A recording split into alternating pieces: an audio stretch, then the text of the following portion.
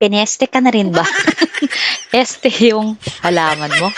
Panuurin mo ang video ko, baka may matutunan ka.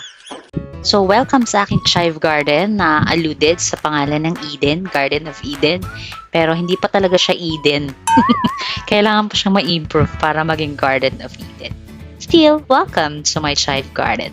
So, ang title natin ngayon ay Pineste na, namunga pa. O, di ba? Kasi yung ating bell pepper ay maraming pinagdaanan bago namunga. So in English, it's a bell pepper story about life, growth, and a few pests along the way. Familiar ka ba sa quotation na, "That which does not kill me makes me stronger"? Ito ay galing kay Friedrich Nietzsche.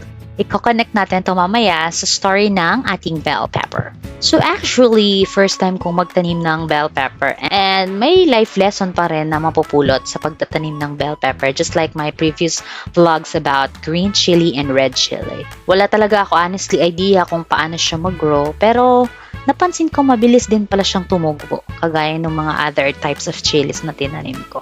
At iyan, kung makikita mo sa video, pinutulan ko yan actually halos. Yung una, ubos na ubos ang dahon yan. Pinag-trim ko yan or kinat ko yan ang branches niya. Sinubukan ko kung gaganda pa rin siya. So eventually, nakita ko, ayan, nagkaroon siya ng isang bunga.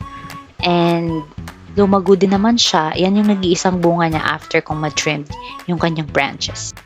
So akala ko, honestly, hindi na sila magiging okay. Madami pa naman sila kasi sabi ko, pag tumubo silang lahat, marami akong aanihin na bell pepper.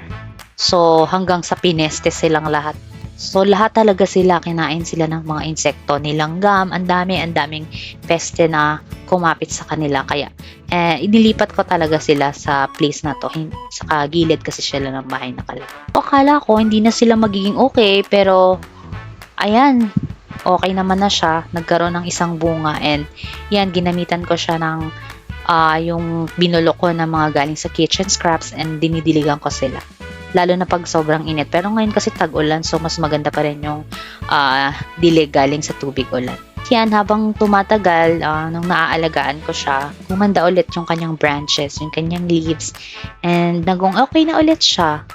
Natanggal din yung mga peste niya, pero kahit papano, meron din siya mga pests paminsan-minsan pero limited na, unlike nung nandun siya sa ibang pwesto. So kailangan din pala talaga siya ng place na mas maayos at iwas sa mga peste. Pag-bloom na ulit ang kanyang leaves, and kung makita nyo naman, ayan, may mga bulaklak na siya, and makita nyo madami na siyang bulaklak and leaves, so better unlike before na marami talaga siyang naputol na mga sanga. Ayan, ang ganda-ganda na niya, and ang dami na ng leaves para ready na siyang mamunga ulit. So, actually, yung isa dito, yung kulay red na yan, aani ko na yan, nailaw ko na yan sa ulam na niluto ko. Kasi yan yung unang bunga.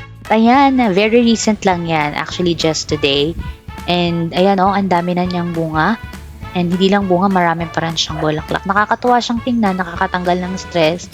Kahit pagod na pagod ka na. Pero pag nakita mong worth it yung mga tanim mo na namumunga, masarap siya sa pakiramdam. Madami na siyang bunga and waiting to be harvested. Ewan ko kung kailan, pero masaya ako na nakabawi siya at namunga ulit siya. So parang buhay lang din yan. Minsan para ka rin pinipis. So may mga setbacks, mayroong mga disappointments, mayroon ding mga bagay na hindi mo naman hiniling na mangyari pero may nangyari. Pero kahit gano'n, nag-grow ka pa rin, 'di ba? So parang yung bell pepper ko, habang lumalaban, marami ka ring natututunan. So mas lumalawak yung pananaw mo sa buhay, mas nagiging matatag ka. And eventually, mas marami ka pang kayang ibunga or marami ka pang kayang gawin. So kagaya ng sinabi kanina, I will connect it to Friedrich Nietzsche. That which does not kill me makes me stronger. So para sa chive garden ko, that which pests me makes me fruitier. Oo, di ba? A bit corny pero okay naman siya, 'di ba? Connected. So minsan nga sa buhay para ka ring pinipeste, 'di ba? Pero nag-grow ka hanggang marami ka ring natutunan at mas lumalago pa. So, kaya ang title ko, Pineste na, namunga pa. Hindi man naging perfect ang journey, pero tingnan mo kung nasaan ka ngayon. Still growing, still fighting, still bearing fruit. At baka hindi ka sinisira ng season na to, baka hinahanda ka lang para lalo kang mag-grow at mas mamunga. Diba? May natutunan ka ba? And to explain further the quotation, adversity can be an opportunity for personal growth. So yung mga peste minsan sa buhay natin, mga pagsubok, so nakakatulong pala sa atin yan para magkaroon tayo ng personal growth. And of course, the idea is that there is an opportunity to learn and grow hidden even in the most negative experiences. So parang yung bell pepper, diba? Pineste ng sobra-sobra, pero nag-bloom pa rin siya. Namunga. Sana tayo ganun din. Huwag tayong titigil kahit pinipeste tayo minsan ng pagsubok sa buhay. This is Chazel and this is my Chive Garden, the Eden where every seed yields abundant blessings. Sana maging Eden na talaga siya susunod. Ang daming plants. Pangarap ko yan. I'll see you in my next vlog. Bye-bye!